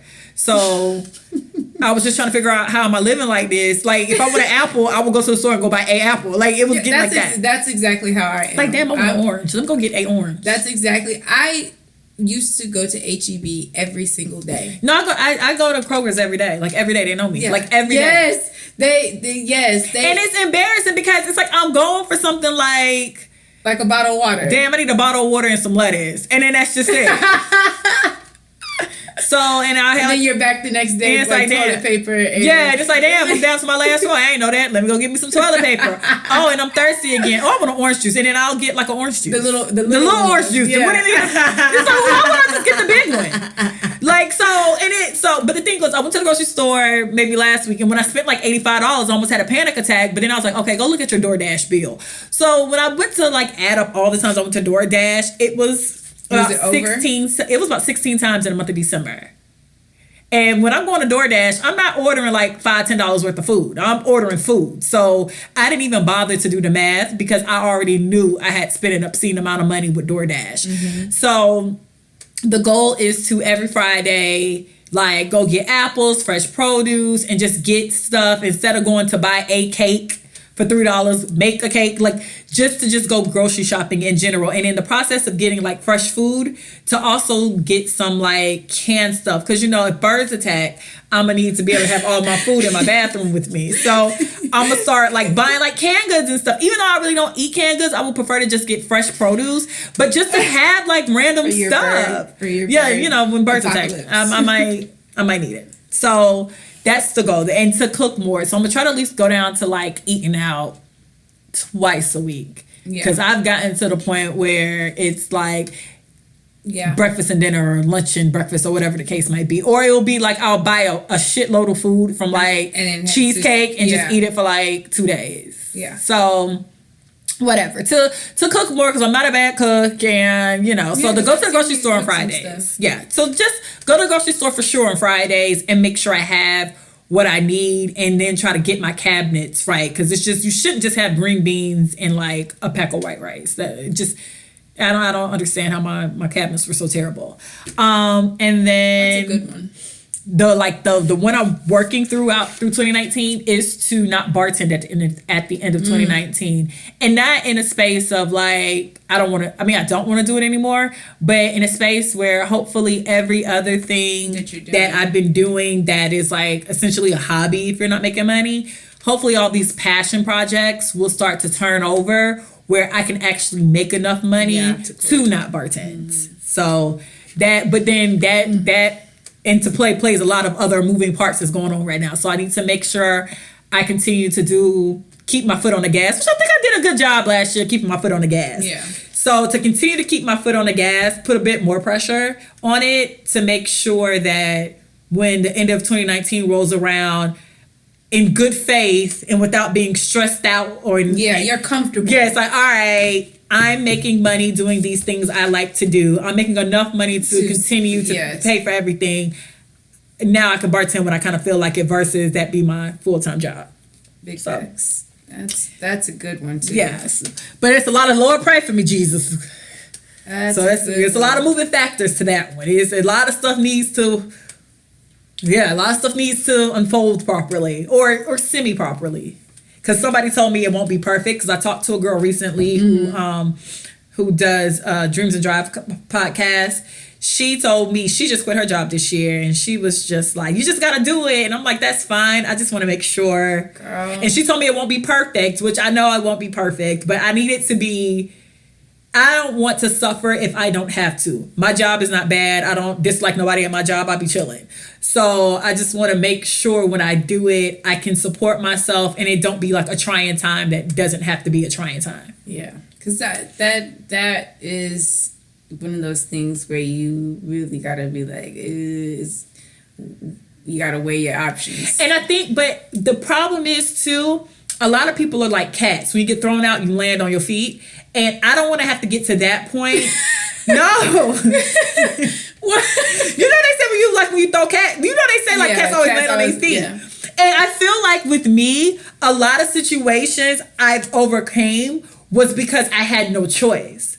I want to leave bartending in a space where it was a choice versus you're fired. And it's like, okay, how do I make this happen? How do I work? How do I get it to... Yes. I want to be able to do it without the like fire to my ass. And see, I think a lot of times I had a lot of problem with that type of determination. Like when I moved to Houston, because I moved so randomly, immediately I made a whole bunch of stuff happen because I didn't have a choice. Yeah. And then you get laxed. And then something happens. It's like, okay, what I need to do. Then you sit up straight. And then you breaking open folders and you're around here doing a butterfly effect on your wall trying to figure out how you're going to make it to next month. So I don't want to be in a space where it's like I'm forced to make this shit happen and it pans out. I want to be in a position where I can plan for it to happen and it just it comes out. So that's the goal, because I wish my life would be like that. No, but then it's like, because my life really isn't like that. I'm trying to make it like that, because I usually wait to the last minute or something happens where I have to figure it out. And I kind of want to play, and I understand life happens and you got to be flexible. That's different. But I don't want to be like, all right, what do I need to do? What do I need to do? When I kind of have a good consensus of what I want to do. Yeah. It'd be different if I didn't know what I wanted to do. So that's the goal, to just everything that comes into play, you know, be nice to the people, because I still got ways. So people get on my nerves. You know, I'll be off probation in like a month. You know. Shit. I know. That you went by fast though. Yeah. That's good. That's exciting. It is, but for me, I would hate to get off probation and realize I am. Because I would hate to get off probation and realize I work better when there's somebody telling me what to do. If that makes sense. Yeah.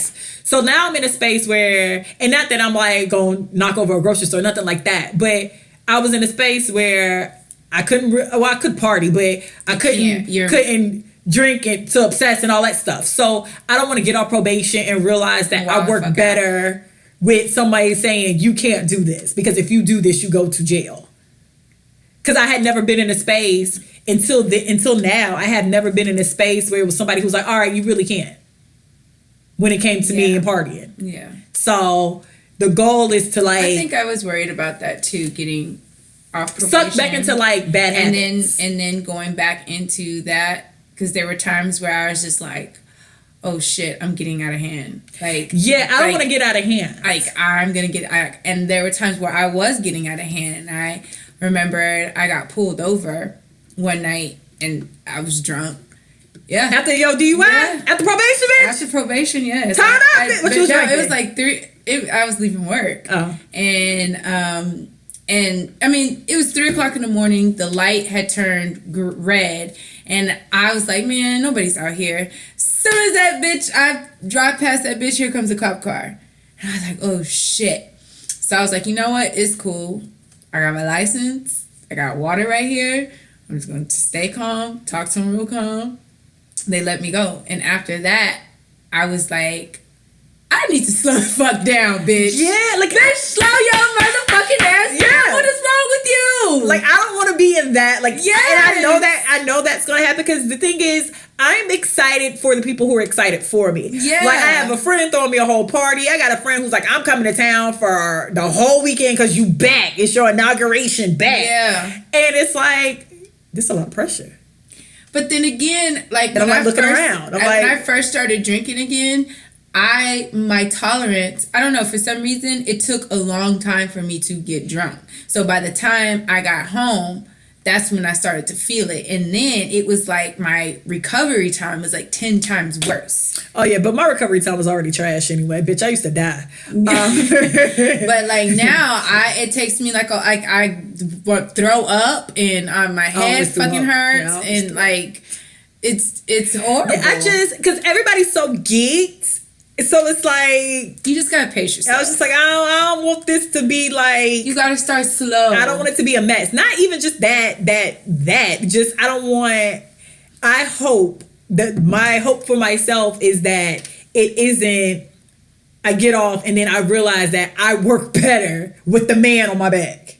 Well, I mean, well then maybe that is the case. So what if? So hypothetically speaking, what if that were to be the case? I don't know. I think about that every night. We'll figure it out.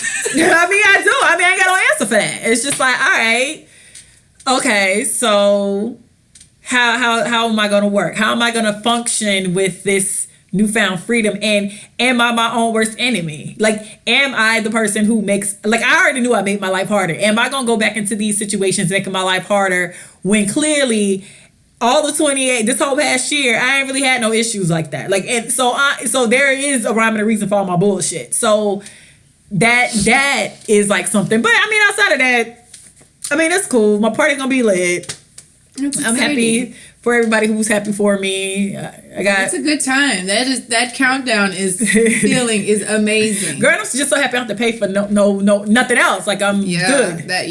Boy, when I say, let me say how a DUI cost me over $10,000. Yeah, mine cost minimum. Mine cost me around like almost 1,100 or 11,000. Yeah, I think I was around 11,000. Yeah, because when I did the math the last time, I was like a little above 10,000. Yeah, because my probation officer, she wasn't telling me she just said you need to pay this every month.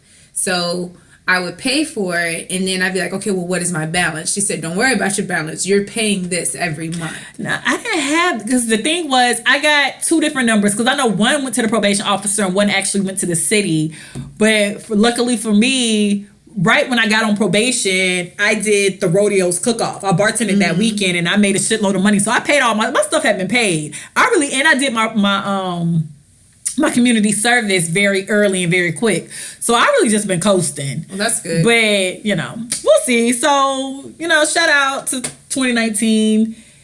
Lord willing, a girl won't be bartending. It'll be my decision. Yep. And anything, any love, hope, any interest, any, you want to get married, you want to have kids, want to meet a nigga?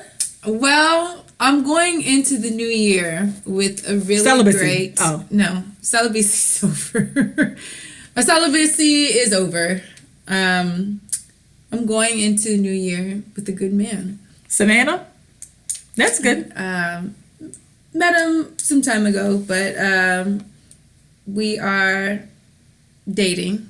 That's good. And I'm excited to see where this goes. We'll be tuned in, because every good Adrianna love story starts off just like this.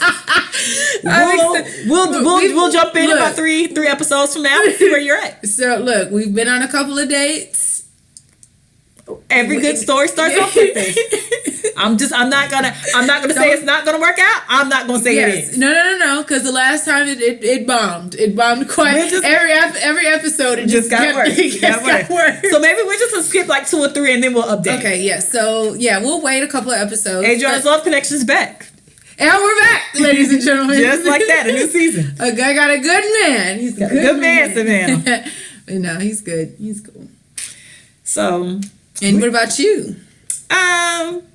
Girl, I guess. You got what? Girl, niggas. Are we still on our bird box? I'm still a bird bitch, but yeah, I'm still. I mean, even just a nigga I met the other day, I'm just like, wow, you still haven't learned anything, have you, girl? My name's Ebony. What do you do for a living? How much money do you make? And what girl is crying over you right now because I'm... Did y'all go on a date? I'm supposed to be going on a date next week. Girl, don't be getting geek, because I already know he ain't shit. And how do you know he ain't shit? I know me, and I know what I like. And my loins lit up. Like, the way... I gravitate to a certain type of nigga, and I know I do. Sometimes I see it and I ignore it. Sometimes I see it and I'm just like, I can't help it. This happened to be a situation where I couldn't help it. And as I was talking to him and as he was like charming me, and I was sitting here like, how does a man charm you? Because you seem really hard on the exterior. Like, I'm actually super soft with niggas. How does one woo you, Ebony? It's simple. Like, let me pay for something. Yeah. My love language is gifts and acts of service. I know me. I know who I am as a person. And y'all not gonna make me feel bad. Gifts is number one and acts of service is two. If you buy my food, you just hit two. That's a gift and an act of service. You see me about to pay and you servicely came and got it. And it's a gift because I don't know you. We're in. So I was in Good Cheesecake Factory minding my business. Oh. And he works at the hospital. And I got ready to pay for. He tried to give me some cocktails, and, not cocktailing. And so he was like, well, why don't you get yourself a cheesecake? I was like, you right. So I got the cookie dough cheesecake. Cute. Because I stopped eating through cheesecake, but when he offered to get the cheesecake, I thought he was just going to buy me a cheesecake. But apparently he knows the people in there. So he did like a little wink of the eye. And this is how I know that nigga ain't shit. I hang out with enough niggas and boss niggas to know. Niggas who like frequent the same place and people break their neck to help them lets me know they leave really, really good tips. Yeah. Because I hang out with enough niggas. I hang out with enough niggas. I've seen how they operate amongst the crowd. Yeah. So the fact that he didn't say, I'm going to get her tab, and like there was no conversation because he was sitting right next to me. The fact that like the nigga just knew to put me on his tab lets me know that ain't his first rodeo, which is fine with me, whatever. So he was just like, oh, I got you. I'm like, oh, okay, that's very nice of you. And so then he got ready to act like he didn't care and walk off, which I know this game because I got a friend who do that shit. That whole doing shit and then just leaving instantly makes a girl like, hey, wait a minute, like who? And I fell for it knowing I was falling for it. So I was just like, why do you do this shit to yourself? So he was like, all right, it was nice meeting you, Miss Ebony. I was like, nice meeting you as well. He was like, take care. He went to grab his coat. And I'm like, touch the coat. I'm like, so where did you say you worked at? And then I continued the conversation. And then that's how he sat back down? Yeah, he definitely he played the game. Yeah, he played. The thing is about people who play me, usually I know I'm being played. So I always... It's really weird how that works. So we ended up having a conversation. We exchanged information. So, I mean, he ain't gonna be shit. But, Black? Yeah, he black. Tall? Yes, taller than me. I like him black. I like him tall. I like professional. I like Caesar with the deep waves. Yeah, no, I don't like low cut. Like I don't really like deep waves, but I like Caesar cuts. I like clean cut. I like country. I like southern. Really? I do like southern guys. I never really been into like New Yorkers and stuff. Really? I've always like Georgia, Mississippi, Alabama. Country boys. I think his family like actually originally are from like Alabama, and then they moved to like Atlanta, and then like he's out here. So I mean, it's right up my alley. He ain't shit, and you don't know that. I know me. You know that you attract. I know what I attract. I know what I like. I know how I like my coins to look. I know how old is he? I know he's 37. Oh, okay. I know. And then I lowered my age, so I'm gonna try to get closer to me. Yeah, because usually, like, at this point, I was going for, like, 45, 46. Because, I want to be a second wife. But this year, I'm going to open it up. Not quite 32, but we'll go... 35? We'll do 35, 36. Okay. We'll stay there. But, no, he definitely ain't shit. And, got kids? I know that. He has 2. Oh. And I know that they're in Atlanta. I definitely know he ain't shit. I know it's probably going to lead to me calling him 100 times in a night. And I'm here already. So, it's okay. I'm not even upset.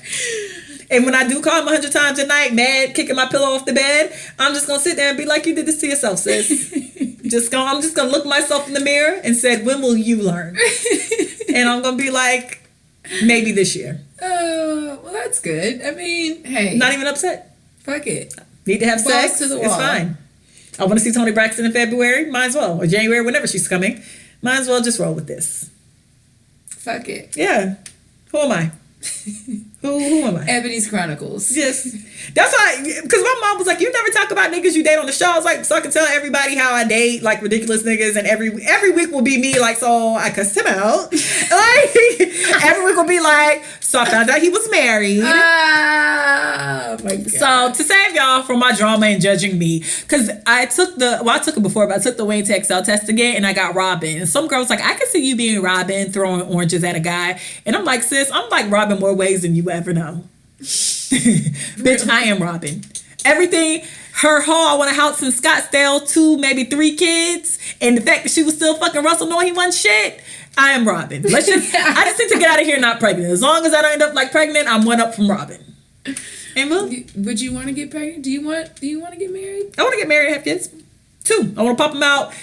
If it's up to me, we'll do everything so I can have twins because I'm getting older, but my kids will be back to back. Gotcha. My kids will damn near be like, what they call them, Italian twin. What they call them when they like Paternal? No, when they're like Maternal? when you have one and then the one the next year, Irish twins, ghetto twins. I think it's Irish twins. Oh wow! So I'm a ghetto twin. Oh, who's your age? My brother's older than me. He's a year and a week. Yeah. We're ghetto twins. Like Irish twins or something like that. Like when you were like 10 to like 12 months apart from each other. Yeah. Yeah. So I'm gonna do that. I'm gonna pop them hoes. Ploop, ploop. Yeah. I'll be a good parent. Little Cooper is gonna have it all. Cooper. Yeah, because my kids gonna have names like that. I can see you. Yeah, Cooper. And then when they pick Cooper. But Cooper. Cooper, get your ass over here. And I don't do nicknames, so she'll be called Cooper. All Oh, day. the girl's name's Cooper. Oh, the girl's definitely gonna be Cooper. She'll either be Cooper or Monroe. Cute. I want something Spanish. Alessandra. Jesus Christ. But anyway, so you guys, we don't have a letter, but I want to review a letter that I posted on this page because we need to have a talk. We need to gather, friends. We need to gather. And we're gonna gather, wait for it. Okay. So I posted this letter 2 days ago. I'm not gonna hold on. Okay, so this week on Alicia's Diary, I'm going to do a letter that I posted on IG. I'm not going to give her a name because I didn't find a Black History fact for you guys. And the letter's been posted already, so you've read it and you've probably responded. But the letter says, my husband doesn't see it for my sister. I've been married for 5 years and my husband is usually very lax. But recently when I mentioned going out with my sister, he's been dismissive. He doesn't say no, but he'll say something about her reputation and how he doesn't want people thinking I'm like her. She had sexual relationships with many with my husband's friends. One was married. And yes, I took up for her when ish hit the fan with the wife. I couldn't allow the wife to fight my sister in my home. I feel a way about my husband wanting me to distance myself from my sister. He's also asked me not to invite her to the house for New Year's Eve. What should I do? So I posted this like 2 days ago. And just quick, did you read the comments? Yes. Okay, so quick question. How did everybody decide that he was sleeping with the sister?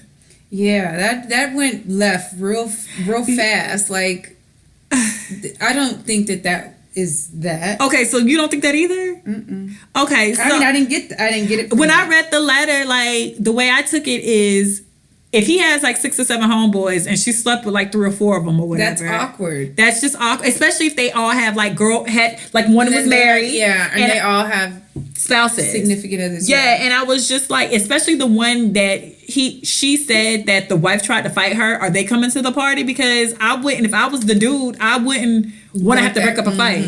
And you know, it's New Year's Eve. You might not just want the drama. I just don't understand how y'all got to the point that he messed with the sister and the husband messed around. Yeah, I just don't. I mean, as much as I like a good drama, I don't live in that Tyler Perry space. Yeah, that's too deep. And no, I would agree with the husband. Like, if the friends have significant others that they are bringing, and they have this one woman coming in that is wreaking havoc. No, tell that bitch she can't come. And then my thing is too why would I even want to go to a party where at least because a smidgen of that is messy. Yes, I don't like being in a room with one that got fucked, let alone that I'm not currently fucking. Yeah, let alone 4 of them. Right? Yes, that's too much. And then too, because people were just like, he hiding something. But my thing was, as a person who slept with the friend of a friend, and the guy a friend, as a person who slept with the friend of a friend, and the guy was married, and they knew the wife, like, because at the end of the day, they knew the wife, right? So me and him had sex in like their home, and at the end of the day, if that ever honestly got out, the wife would immediately think that the couple was into it. Like the couple knew it was happening, the couple helped it or facilitated, when in reality, that couple had nothing to do with me fucking a friend. Right. So it's just messy. So maybe the husband just don't want the mess. That's honorable. And I think that's simple. So it has nothing to do with him fucking your sister. How do we get there? How do we get there? We need to find what what comment made this go into a landslide? Yeah, it was just immediately, he fucking your sister, get ready for divorce. Like, shit. One girl said start draining a joint account. Girl, What? how do we get here? Like, maybe just the sister get drunk and they don't feel like, because people have functions. People, when you have something at your home, you automatically feel responsible for the people in your home because it's your home. So you want to make sure everybody's having a good time. You want to make sure if people get too drunk, when stuff happens, something might slip, and girlfriend might say something to one, and you don't want that type of stuff in your home, because then you take responsibility. Your home is always going to be tied to whatever happened. And then like the girl might say something to the wife. Right, because she getting drunk. She don't know. The wife didn't know that this girl he fucked. Great, because then people were like, well, the guys shouldn't be invited. I'm like, no, but if it was one guy who slept with 6 girls, I would say don't invite the guy. Right. At the end of the day, the person who slept with the multiple people, to me, should be the person who's not invited. Yeah, that's true. But for me, that goes either way. Even if it was the male, it's not because it's not that whole Jezebel and y'all are shaming this woman. It's like, it's one woman and you have 4 different guys that are going to be at the same party with significant others. She shouldn't be there. Yeah, and then maybe it's just awkward. Do they speak to her? Do they not speak to her? Y'all don't know how these situations transpire. Yeah, that's super. I would. And your sister should want to go hang out at a singles play, like at a place where she can be young, free, and single. It sounds like what they're doing is more coupley anyway. Mm-hmm. I wouldn't want to go. Me either. I mean, like I said, I don't. If I'm not sleeping with you currently, I don't want to be in the same room with you. Big facts. There ain't nobody. I'm just like, I mean, if I see them, cool, but it ain't nobody. I don't want to go to a party. Yeah, if you hit me with a list of niggas I fuck with and be like, they all gonna be at the party, I'm gonna be like, it sounds like that's cool. A great time. I'll look on IG stories to see how you guys have. Count me out. Nigga, I block niggas I fucked. You think I'm gonna be in a room with them? Big facts. Try to nigga, listen, it's the end of the year while we're talking about niggas being blocked because of sex. It's the end of the year. If you didn't have a baby from him or get an STD from him, you didn't sleep with him. Body count reactivated. As soon as that clock strikes 12, you're good, sis. Just do your Kegels. Kegels. Sage. Start doing your Kegels. Sage that vagina. Sage that vagina. Why you making Sage that pussy. Listen, and I only say, and I really want to go on a limb and say, if it was a curable STD, you might be able to roll that off. You might, if it's something that's gonna be stuck with you for the rest of your life. I'm sorry, sis. Just take your medication. But he counts. He counts because you got to be able to track that back.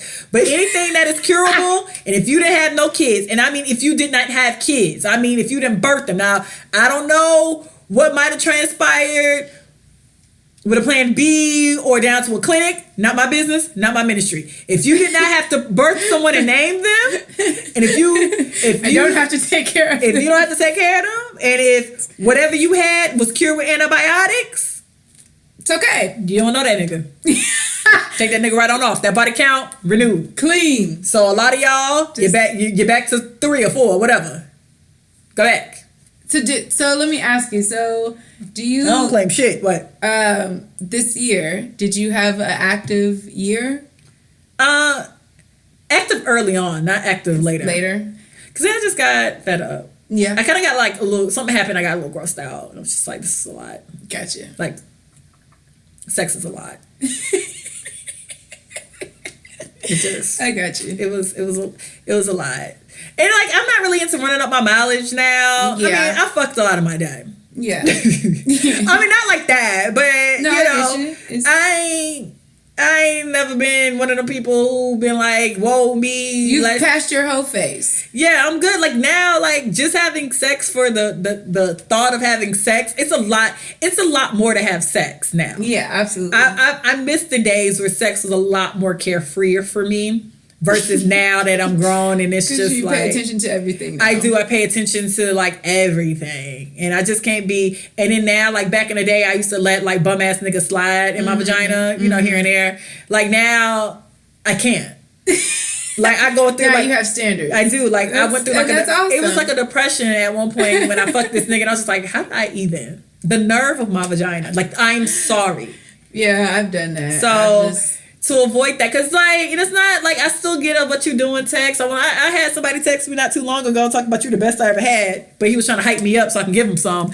And I was just like, no, kind sir. No more for you. No more for you, kind sir. And he was actually the last person I slept with this year, too. Really? Yeah. I was just like, damn, what a waste. See, I started off with no vagina, no dick, no, like, not giving out shit. Okay? I started the year out like, had me. And then I stumbled. And I slipped up. I just can't give up now. Mary, come too far from where I So started. I stumbled, and it lasted for about maybe 2 months. And then I said, you know what? F that shit. I'm done. I'm going back to celibacy. I started the year off and I was like, all right. And I was popping. I don't think I was popping up until like February, around like Valentine's, a little after Valentine's Day. And then somewhere in March, I just looked around and I was just like, what am I doing this for at this point? Mm-hmm. Like, you know how sometimes you get disgusted right after sex? Mm-hmm. I was getting like that, where it was just like, at the end of it all, I was just like, why am I here? Ugh. I felt gross. Yeah. And then, like, when you be feeling gross, 2 or 3 days later, you still be feeling like slightly like, gross. Damn, like, yeah, like your vagina really don't ever like. I mean, it comes back, but it feels like it's not like, back yet. Yeah, it's like it's uneven. I don't know. The pH levels are uneven. It's something about it that's just not quite your vagina. Like right now, I don't feel my vagina sitting here. When you have sex and then like 2 or 3 days later, when you grossed out, can feel your vagina. You know, absolutely. Yeah, like I don't feel my arm right now. It's just here. Yeah. Like naturally, it's like, oh, my arm's here. Right. When you have sex with somebody and you don't really, not that it's bad sex, but when you get disgusted with yourself after sex, like you are just so like you feel attached to your vagina. Like you can feel it's like when it's like it throbs. It's just there. It's just like it's milky. It's like sweaty. I don't know. It's like lot. a fucking tongue. Yeah, it's there. That's your fucking panties. Like it's just like it's there. It's just like your vagina is just there. Yeah. And so I was kind of tired of that feeling, like disgusted. Yeah, like I'm in a shower and it's just like a showers weren't enough. And then it's like I use the bathroom, it's just like, wow, my vagina knows something's been in it. It's been a lot. And I was really like thinking heavy about that shit. Was it like rough sex? It wasn't rough. It was just, I was just aware that my vagina was there. It was just like, wow, I really didn't have to have sex. You wasted mileage. And then too, I was like going in and out of sex too. Like if somebody giving you head and you kind of look and you just kind of start like to wonder other stuff, that's not a good sign. Yeah. And it wasn't bad head. It was just, I was like, why am I here? What's my purpose? God, what do you want me to say? Yeah, like I'm like having a come to Jesus moment and not in a good way. I wasn't coming to Jesus. I was COMING into Jesus. Like, nigga, what am I doing? What am I? Yeah, that's not good. That's not good. And then like he went to suck my breast and I remember like looking at his head and I was just like, why am I here? Like, nigga, get off of me. Yeah, it really was. But then I still kind of felt bad because I like amped that shit up. So it's just like, so am I just gonna go through with it because I got us here? Because essentially I got us here. Ugh, this is a whole lot. You know, I felt like that the last guy I had sex with. I remember the last time, and I always do the last time I'm gonna have sex with somebody. So you feel it? I feel it. Like my vagina don't get as wet, and it don't cooperate. It just doesn't cooperate. Your mind wonder. Like, and I just remember looking back at him, thinking like. Looking back at him, I looked him right in the eye. I'm just like, you don't even know it. Nigga, this is gonna be the last time. You don't even know it. This is the last time you will ever have this. Ever. So yeah. I mean, even though I just met this nigga who's about to ruin my life, maybe I won't have sex with him. I mean, it sounds good. We'll see. I mean, just don't, because I feel like I go into the new year like bust it open, then somewhere along the lines, right? Then somewhere along the lines, I'd be like, why do I even bother at this point? Yeah, I was on that celibacy train, but I again fell off. Because you have to have sex, but I think that's what I think everybody, because people you do. I think like I only know one person who's really like celibate. Everybody else I know, they might go through like a phase where they just don't want to be bothered. Yeah, but I mean, when they being bothered, they being bothered. Yeah, like I'm like that. When I'm being bothered, I'm bothered. When I'm not, I'm just like, don't touch me. Yeah. Get away from me. Yeah, that's how I was up until this person, and then I wasn't planning on it. Stuff happens. I wasn't planning on it at all, but it happened. I woke up the next morning and he was right there, and I said, "Okay, so this is happening." This it happened. just feel alive. I just don't feel like it. Not right now, but I feel you, girl. Maybe in a couple of weeks. But don't listen to me, because listen, I'm not above busting it open. But with that being said, I don't bust it open as freely as I used to. Yes, not everybody can get in that pussy. Why do we even take this show? Well, you guys, I hope you guys enjoyed the show. You got this episode a little early, so enjoy.